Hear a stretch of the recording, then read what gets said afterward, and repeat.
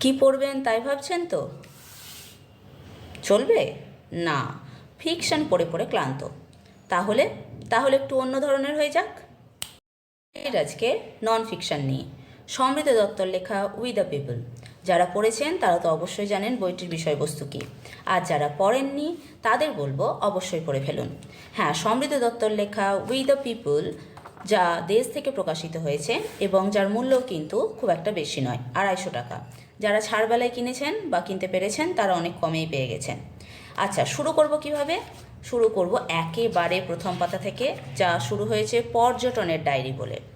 এই পর্যটনের ডায়েরি কিন্তু আপনাকে বলে দেবে ভেতরের বিষয়বস্তু কী, তাই একটা লাইনও বাদ দেবেন না। এবং আমার মনে হয় যারা পড়বেন তারা লাইন বাদ দিতেও ইচ্ছে করবেন না।